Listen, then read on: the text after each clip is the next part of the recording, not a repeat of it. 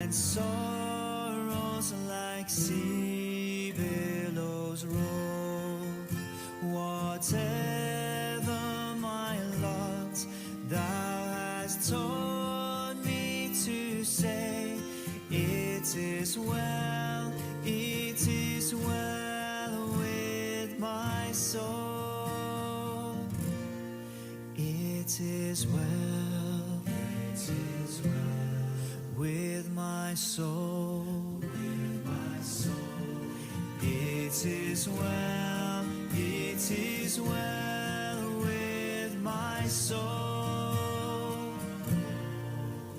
Though Satan should buffet, though trials should come, let this blessed assurance control that Christ has regarded my helpless estate and hath shed his own blood for my soul. It is well with my soul. It is well with my soul. My sin, oh, the bliss of this glorious thought. My sin, not in part, but the whole, is nailed to the cross, and I bear it no more. Praise the Lord, oh my soul. It is well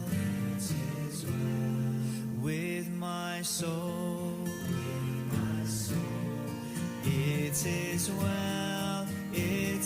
well with my soul.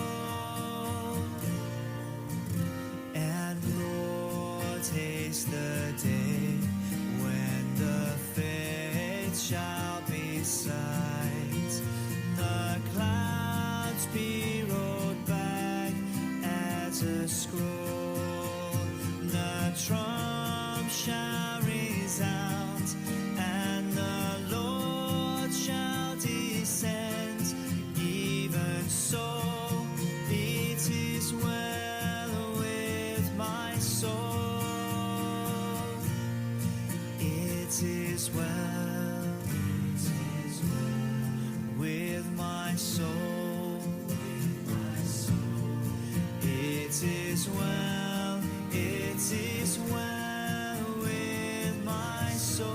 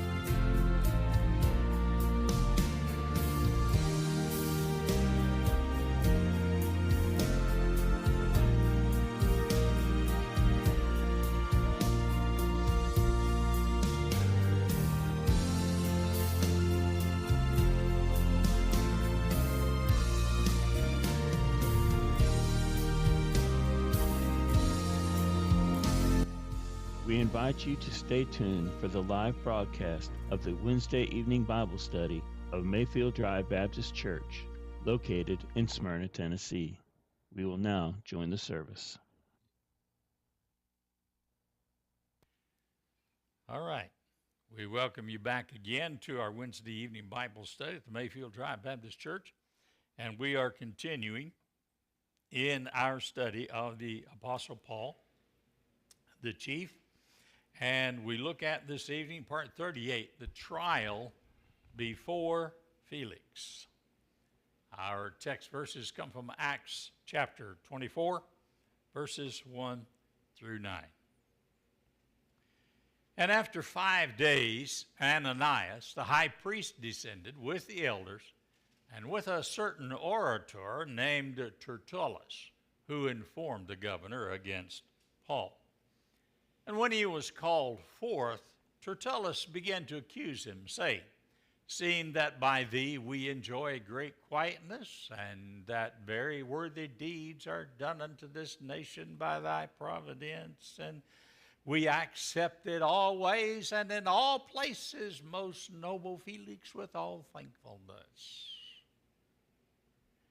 Notwithstanding that I be not further tedious unto thee, I pray thee that thou wouldest hear us of thy clemency a few words. For we have found this man a pestilent fellow, and a mover of sedition among all the Jews throughout the world, and a ringleader of the sect of the Nazarenes, who hath gone about to profane the temple, whom we took, and would have judged according to our law.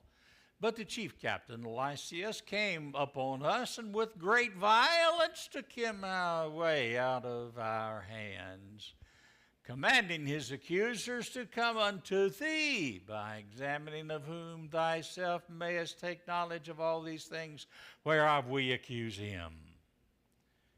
And the Jews also assented, saying these things were so." You talk about a kangaroo court. And by way of introduction, Paul had been taken by night to the city of Caesarea to face trial before the governor Felix.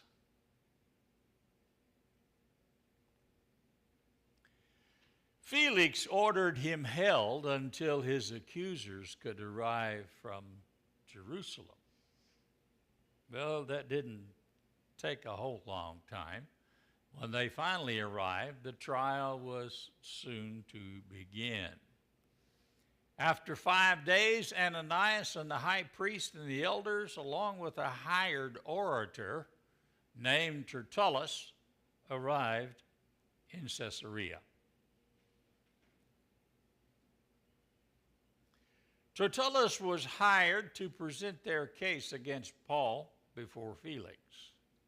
He was not a lawyer. He was just an orator, an orator. In other words, he was good at speaking, which is why I was making fun of him and going through the verses. And so he was hired to do the talking. He was considered to be well versed in Roman law as a prosecuting counsel.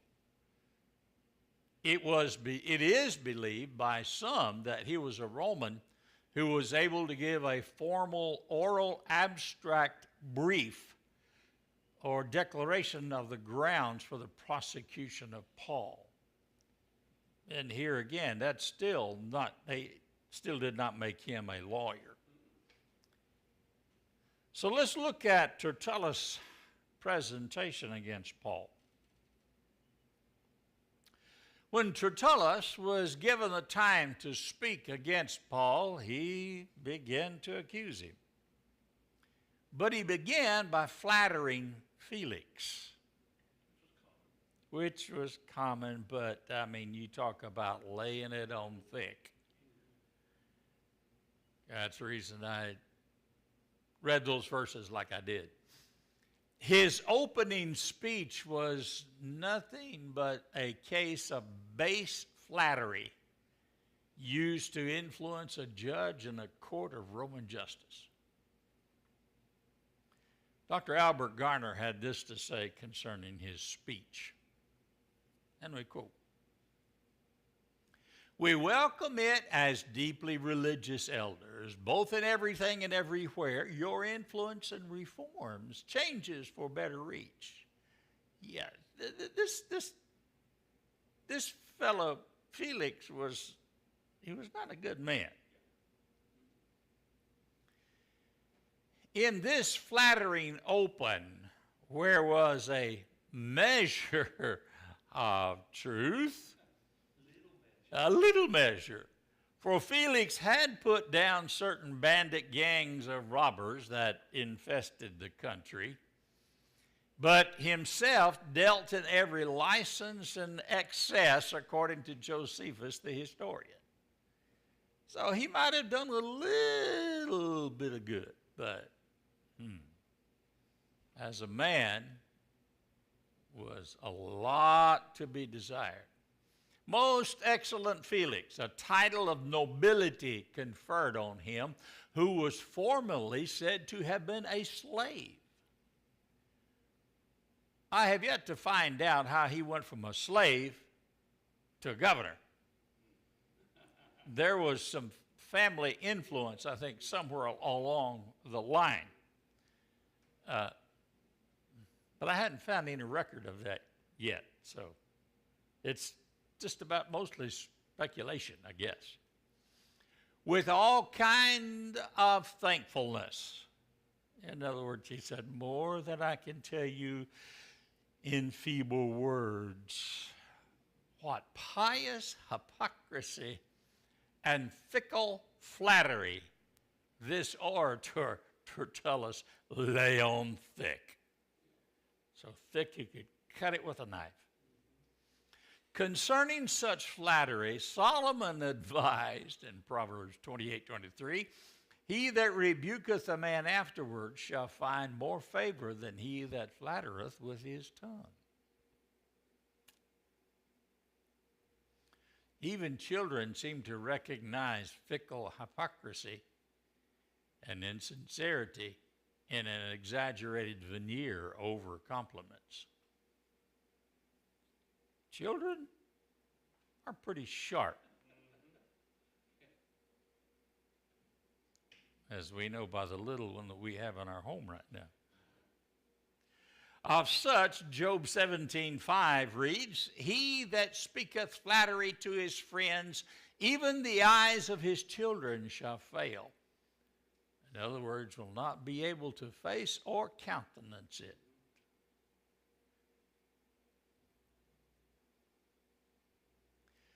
Tertullus continued, yet in order that I may not hinder you anymore, or may take up no more of your busy, valuable time or schedule. Oh, this man is. Tertullus thus suggests that Felix was so engaged in public duties that he would not deprive him a moment of it more than necessary, making Felix feel important. He said, I appeal to you to hear us, to give a responsive hearing to me and my colleague elders from up at Jerusalem. Very briefly, in your forbearance and your equity, your fair play, as opposed to strictly following the law, a thing that Tertullus and the grandiloquent, eloquent, flattering orator feared in this case. Why would he have feared holding to the law? They would not have found anything. He wouldn't have anything. You are correct. Both of you are correct. There was no evidence. Well, I get ahead of myself. He says, for we have found this man to be a pest, a rowdy meanderer, a loiterer,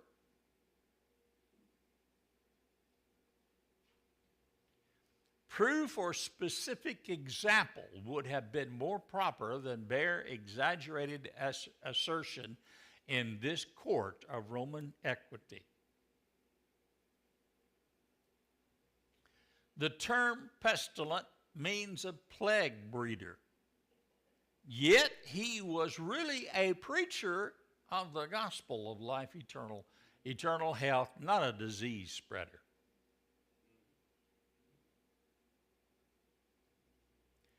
and an inciter who stirs seditions. In other words, leads unpatriotic insurrections, exciting disturbances against the law and nation of Israel.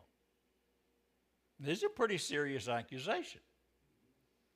Then why not give some specific example, please, grand orator, pleading prosecuting attorney Tertullus? Among Jews, he says, everywhere, he was the hot air, the whole hog type of accuser without sustaining evidence. Yes, it does. Throughout all the inhabited earth. Well, that's a pretty big area for a man of influence for one, or for a big area, pretty big area of influence for just one man. That's a little bit ridiculous. I think even the most dense could have seen through that. Tertullus, would you name the witnesses to back up these first two claims? Where are they? Don't drag in all the population of all the Jews into all the world, which was what he was doing. Simply present 2 or 3 witnesses to sustain each of the charges, or cut off the hot air press. Please. And the lead man of the Nazarene sect, from which it is generally known that no good thing comes, a term of derision among the Jews who often asked, can any good thing come out of Nazareth? That's John 1, verse 46.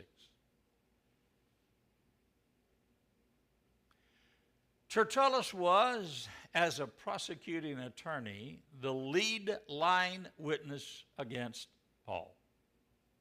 A professional, hired false witness who began his address with foamy flattery and lathered himself into a lying attack against Paul, alleging matters he knew were untrue and that he could not prove. I tell you, Brother Garner is just as good a wordsmith or better than Tertullus. Right. His words are like ripples in water. Throw it on in and make this Sidetrack here just a minute. I never will forget the first time he came to lecture at seminary I was attending in Ohio. I know where this is going. And I was in my second year, maybe third year. I don't remember exactly.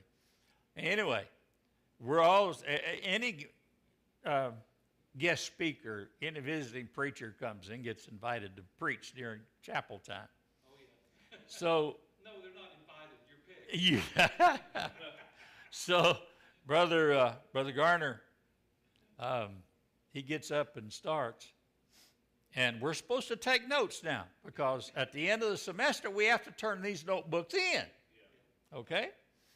And president of the school, no less, looks through them, make sure that we all took adequate notes. I know where this is going. I want you to know, if you dropped your pencil, you were 20 minutes behind. Yeah. It took every bit of my concentration to understand what he was saying. I couldn't write anything down. One thought on that, Brother Joe, can you imagine when I was ordained and the presbytery came out and it was Dr. Garner that's going to question me. Hey, can you imagine all said, oh, man. Yeah, I understand what you felt, but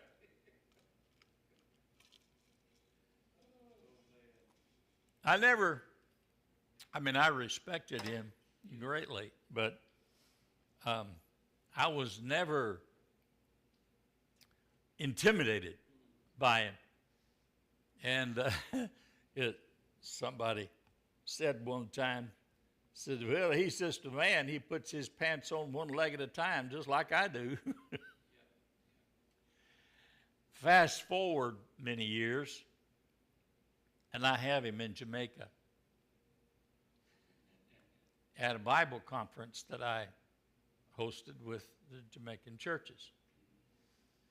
And knowing him like I did, I said, now, Brother Garner, I said, I'm not telling you not to use your big words. But I said, when you use your big words, define them. I said, okay. Never a problem. He could come down to their level just as easily as he could spout it off up here. And at the meetings, if the situation come up and he went to the mic, he's gonna say it like it is. Yes, sir. I tell you, I miss him. Dead and gone now for several years, but I miss him. Too, brother, if I ever had a question about history in the ABA, Yes, he could really explain it to me yes. in ways I couldn't read in a booklet. Because he lived through it. That's why. Exactly, and he would go by what his daddy had said. And all Yes. that. So it was, and that's one other thing on that too is when they were writing the book, Mm-hmm. and George Askins said that should we put it in there? He said we need to put the good, the bad, and the ugly. Yes. Yes. Okay.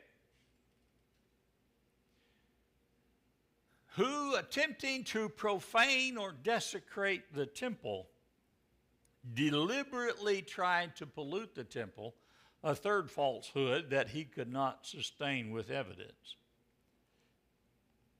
Note, Tertullus, the orator that Jerusalem Jews hired to prosecute Paul before Felix the governor, invented 3 basic false charges against Paul. Notice he invented them. Number 1 was the charge of sedition. Now, what is sedition? That's a national sin, isn't it? Or criminal act. That's going against the causing the problem. That's Rebellion causing it's treason against. treason. Yes, treason was the word that I was looking for. That is treasonous. Number 2, a charge of heresy. Heresy. And then 3, a charge of profaning or desecrating the temple without any truthful evidence to support a single charge. Now, all of these are very serious charges against Paul. And there should have been irrefutable evidence to back those charges up. And Tertullus goes on to say, whom we even went so far as to lay hold of. We grabbed in the very act in his polluting the temple. All right? The we. Okay? This was a deliberate lie. Not one witness, not one did they have to sustain this charge. And Tertullus knew it. They had just supposed that he had brought an uncircumcised Greek into the temple, which was not the case at all. And I think that was Titus. And he didn't take him in. No, well, they saw Titus with Paul. They saw Titus with Paul. Exactly. So But they did not see him in the temple. Exactly. If he was in the temple, he would have been in the outer court where anybody could have been. Paul knew the law. Paul knew the law. Exactly. he would not have taken Titus inside. That was a court of Gentiles, wasn't it? The court of, what was it? I'm trying to think. It was an outer court. It was an outer court, actually Solomon's porch. I think it was called the court of the Gentiles. I think that's what it was. I don't know for sure. So Beyond that, no non-Jew could enter. Or women. There was a court called the court of the women also. I don't remember all the arrangements and everything, how these courts were arranged, but where most of these things took place with Paul was close to the Fort of Antonio. yes, there was the court of the Gentiles.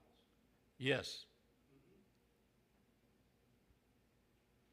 So if Titus would have been anywhere in the temple vicinity, it would have been in the court of the Gentiles. Tertullus then began to accuse Lysias, the chief captain, of rescuing Paul with great violence, taking him out of their hands.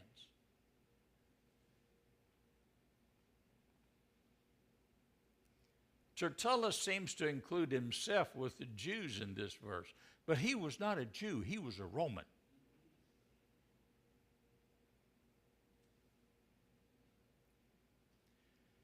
He intended to sway Felix with a form of intellectual dishonesty. Yes.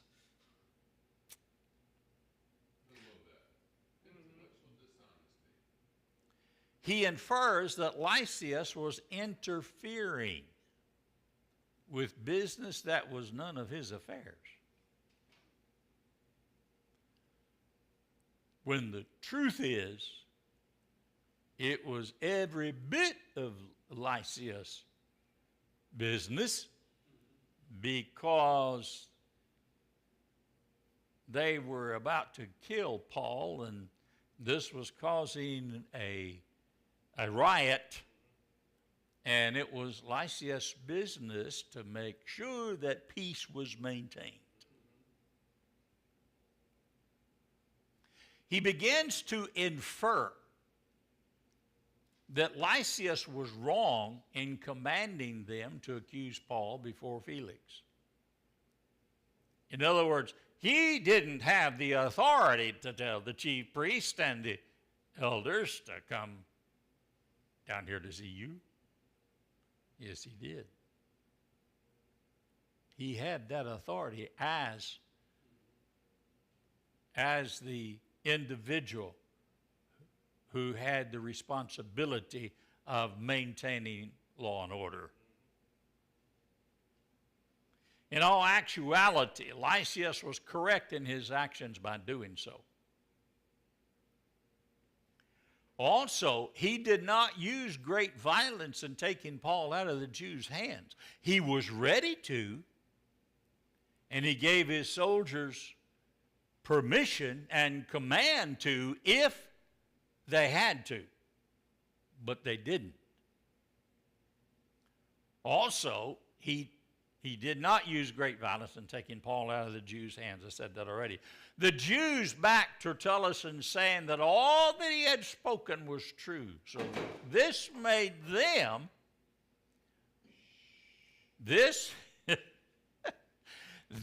made the Jews part and parcel of the lies that Tertullus was telling.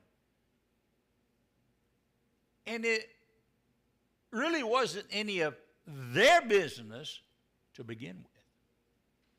They were not the ones that started the whole thing. Who was it that did? Do you remember? Who was it that started all of this business? The Jews from Asia.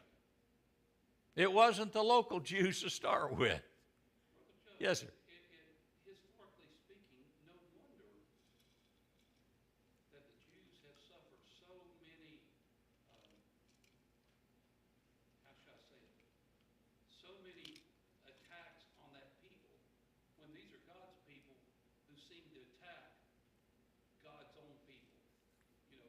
Christ, and they said, his blood will be on our hands. Mm-hmm. Mm-hmm. But this is another example. Yes.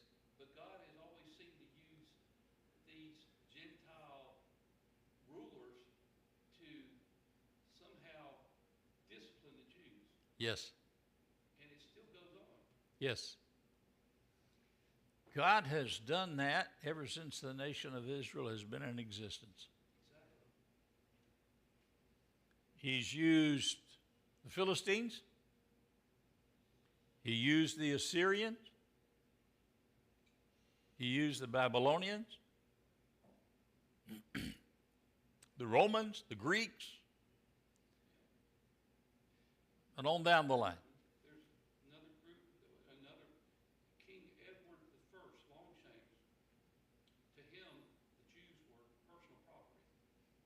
And he was actually disposing them out of England and trying to get rid of them out of Scotland. That's another thing. Here's another example, so. Yes. Yes. All right, this made them accessories to Tertullus' lies. We must note that no witnesses were called, no evidence was given at any time to substantiate the accusations against Paul. In any ordinary court, this would not have been acceptable. Now let's look at Paul's defense presentation. Acts 24 again, verses 10 through 21. Then Paul, after that the governor had beckoned unto him to speak, answered, For as much as I know that thou hast been of many years a judge unto this nation, I do the more cheerfully answer for myself, because that thou mayest understand that there are yet but 12 days since I went up to Jerusalem to worship. And they neither found me in the temple disputing with any man, neither raising up the people, neither in the synagogues, nor in the city. Neither can they prove the things whereof they now accuse me. But this I confess unto thee, that after the way which they call heresy, so worship I the God of my fathers, believing all things which are written in the law and in the prophets, and have hope toward God, which they themselves also allow, that there shall be a resurrection of the dead, both of the just and unjust. And herein do I exercise myself to have always a conscience void of offense toward God and toward men. Now after many years I came to bring alms to my nation and offerings, whereupon certain Jews from Asia found me purified in the temple, neither with multitude nor with tumult, who ought to have been here before thee, and object if they had aught against me. Or else, let these same here say, if they have found any evil doing in me, while I stood before the council, except it be for this one voice, that I cried, standing among them, touching the resurrection of the dead, I am called in question by you this day. And boy, did that stir up. Brother Joe, I'm just wondering if some of these so-called witnesses that basically would have been for Paul, I wonder if they just kept their mouth shut instead of being in trouble with. You begin to wonder, wouldn't say anything in his defense. I just wonder. Probably scared for their position. Exactly. When we went through that, you remember that there's no doubt when Paul stood before the council, there's no doubt that there were some present who had been part of the original council that had sent Paul out with letters. and authorities. But they never spoke up. No one would speak up. And like you said, they were probably afraid for their position. So Felix gave Paul the opportunity to defend himself against the charges that were laid against him. The prosecution had not called any witnesses or presented, I left the word out, presented any substantial evidence against him.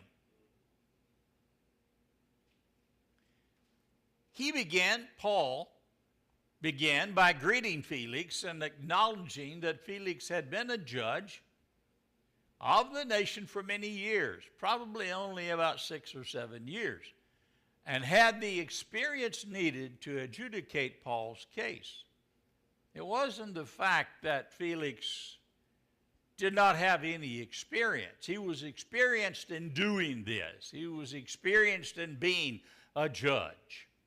And he had been doing it, Paul says, for many years. But the historical facts are that it was probably only about 6 or 7 years that Felix had been reigned. But he did have the experience that he could have presented an honest opinion and summation in Paul's case. He was capable of listening to both sides. Paul states that he will cheerfully defend himself, not needing anyone else to defend him. I think he gets in a little dig at the chief priests and them. I can talk for myself. You had to hire somebody. Your case is so weak that I don't need anyone else. Absolutely. Paul had a little different opinion of them than everybody else had, and rightly so. Paul states plainly so that Felix would understand and could verify if he chose to do so. He was just 12 days removed from the time he went to Jerusalem. In other words, at that time that Paul was speaking before Felix, it had only been 12 days from the time that he had arrived to Jerusalem. Now, he makes that point for a purpose, that there exists no, or have been no more than 12 days, less than 2 weeks, as follows, and it's broken down. First, the day of his arrival in Jerusalem. And that was in Acts 21, verses 15 and 17. Second, his interview day with James in Acts 21:18.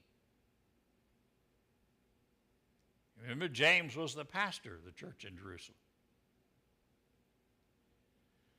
Third, that of his vow, Acts 21:26. That took some time. The fourth, fifth, sixth, and seventh day of his vow, ending in his arrest, Acts 21:27.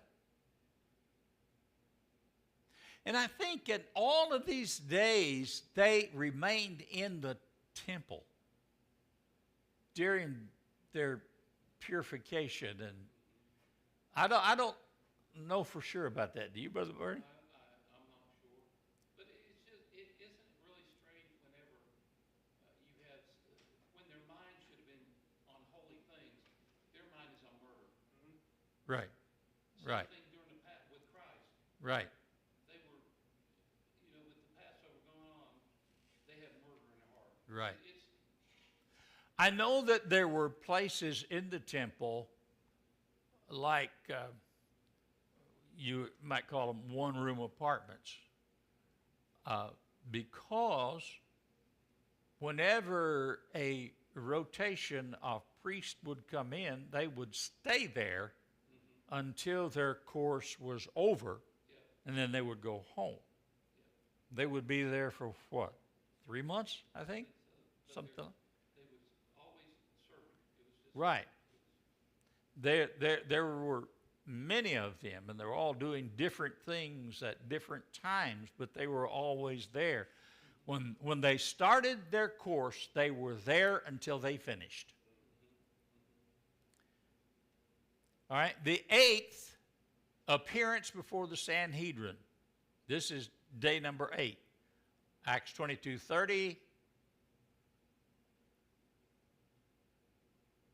Verse 30 is there twice. Verse 23 through 1 through 10. 9th, the 9th day, that of the conspiracy. Acts 23:12. You remember there was those 40 Jews, they bound themselves with a curse that they would neither eat nor drink until Paul was dead. 10th day, the dispatch of Paul from Jerusalem to Caesarea. Acts 23 through 31.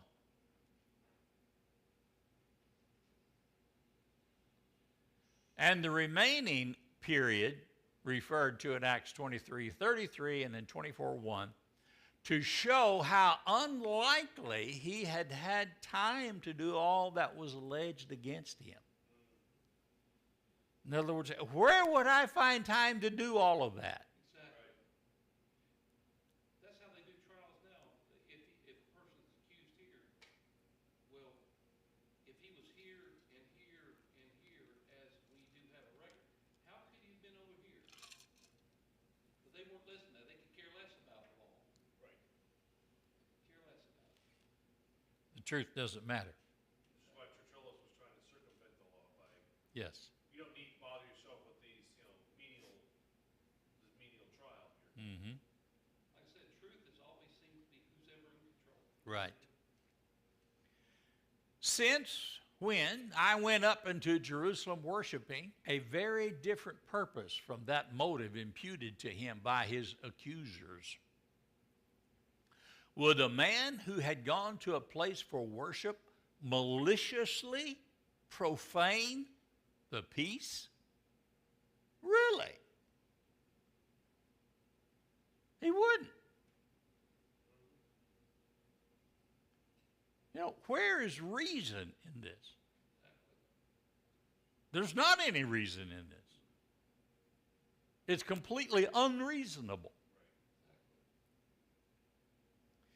He would have Felix know that he had gone to the feast in a very reverent frame of mind to worship in spirit and in truth. John 4:24.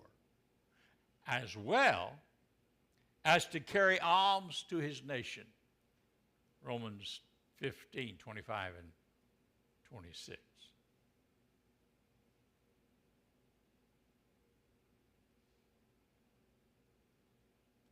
And they who accused me neither found me in the temple. He didn't have to be found. They knew where he was. But they didn't do anything until those Jews of Asia forced them to do something. He was there with others to worship, not incite trouble. Discouraging or disputing with anyone, seeking to stir up a controversy or argument with anyone, nor can they produce such a witness, or they would have.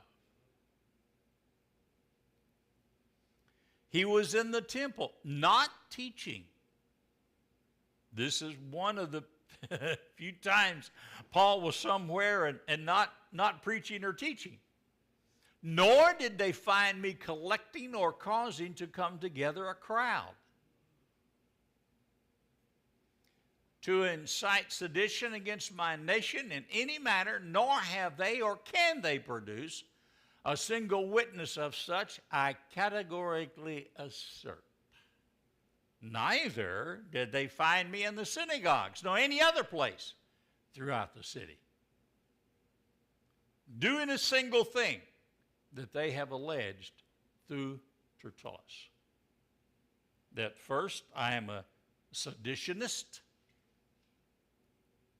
traitor, treasonous,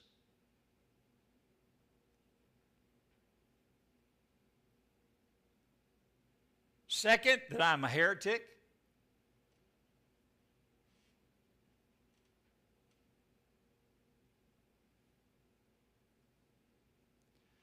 And third, that I have polluted or desecrated the temple.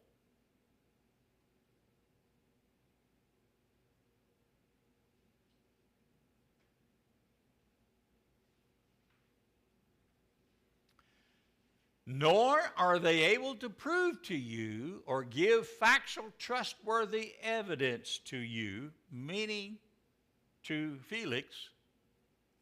Not a single one will go on the stand to give personal testimony against me on these charges, for not a single one can do it and tell the truth. With boldness, Paul pressed his innocence of the charges before Felix.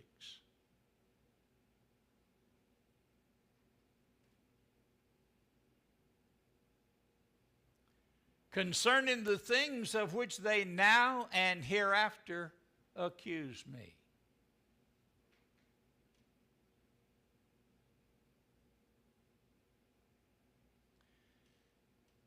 After his defense, Paul begins to admit to Felix that what his accusers call heresy, he did worship.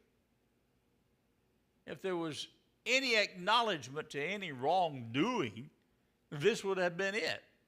Except it was not heresy to Paul, but it was to them.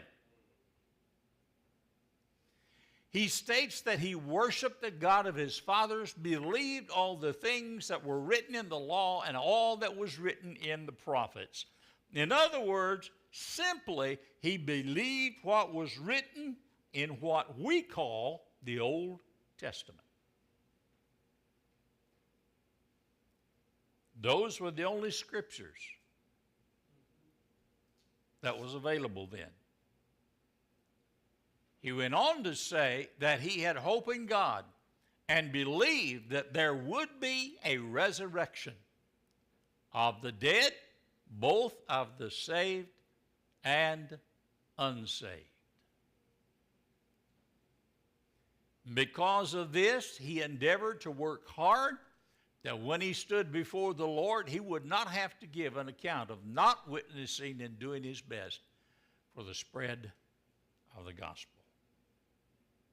He said, my conscience is clear. Now, he says, after being away from Jerusalem and Judea for many years, he returned with alms and offerings. The Jews from Asia found him in the temple, purified, neither with a multitude nor with tumult, but rather with only those men from the church in Jerusalem who had purified themselves with him. Those were the Jews that should have been present before Felix if they had accusations against him. In addition, those present before Felix should have presented any evil doing in him when he stood before the council, but they did not. If there was an exception, it would be touching the resurrection of the dead. He was being called into question. There was nothing in all this being presented that would justify the charges against him. And of that of heresy, he was a Pharisee. The Pharisees believed what he believed on that. The Sadducees didn't.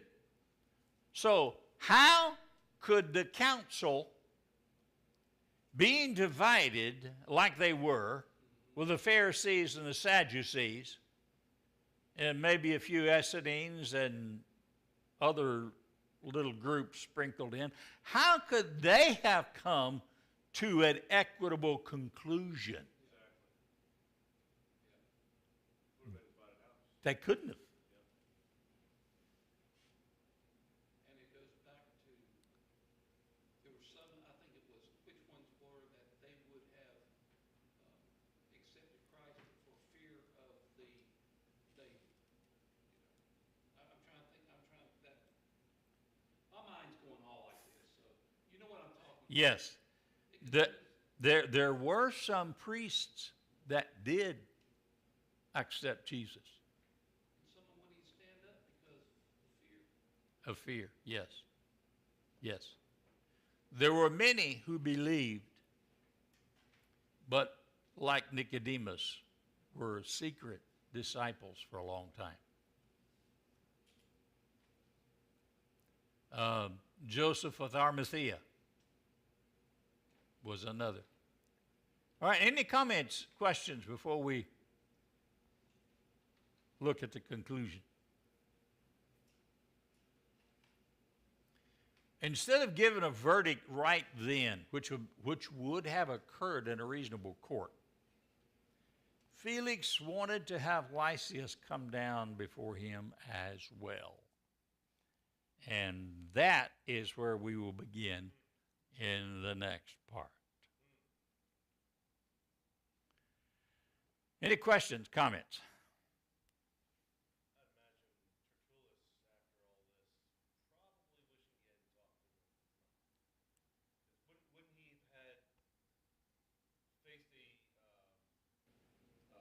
Criminal charge or false charges against Paul and false witnessing against Paul with the Roman court? Wouldn't there have been some You mean like slander slander? Yeah.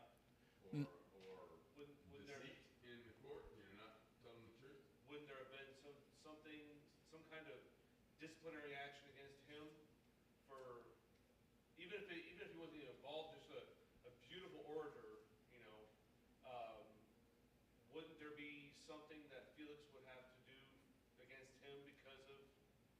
Not necessarily. Not necessarily, no. No. Felix had quite a bit of a power.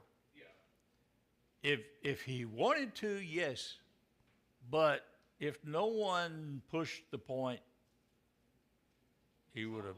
It's always whoever's in the rule, Yeah, that's the truth. that's the, Right. yes. Whether it's right or wrong, Oh, I know that's that. always its way it's been. I mean, if Felix found that, you know, all these accusations against Paul were false, It wouldn't care, it wouldn't matter. wouldn't matter. He No, wouldn't have it done wouldn't anything. matter, because he was against Paul anyway. Felix? These ones that are coming crime, so. Yeah. I think, this is one of those things that you know, You also got to remember that judge today does not mean what judge, as the word judge is meant for centuries, Right. thousands of years. Yeah. You know, judge in our society and our justice system is totally different. So in that case, Felix is the judge. So it's Yeah. kind of his determination. If he believes this well-skilled orator, even though he's spouting lies, then well, there is no appeal process. Justice Solomon. Solomon is another example. Solomon was king, so he was judge. Yeah. So there are a lot of instances like Wouldn't have that. any repercussions for the orator. Right. Had, Paul been found without guilt. It just would have been like, okay, everyone go back to your homes. Except Right. for Paul, and he sat in prison for 2 more years. down through history, whoever's in rule, if they Oh, don't yeah. like you, they can prove you guilty without defense. Show me the man, I'll show you the crime. Yep. Yeah. Just a side note, even, you know, we talk about Braveheart. Did you know he was not even able to get his defense? It's not like the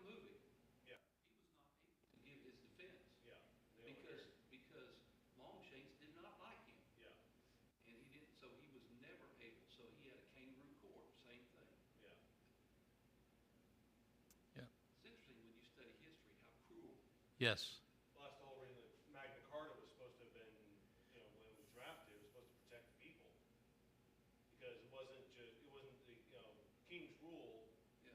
if you weren't liked, it was supposed to be, the law was supposed to be equal for everybody, even though we need it ratified again today. Exactly. Because it's that century, politics all over again. Yep. Yep. Those who have the money don't face any repercussions, and Exactly. those who don't have the money, well, get ready to, You can't prove yourself innocent. right. All right. Brother Jim, would you dismiss, please?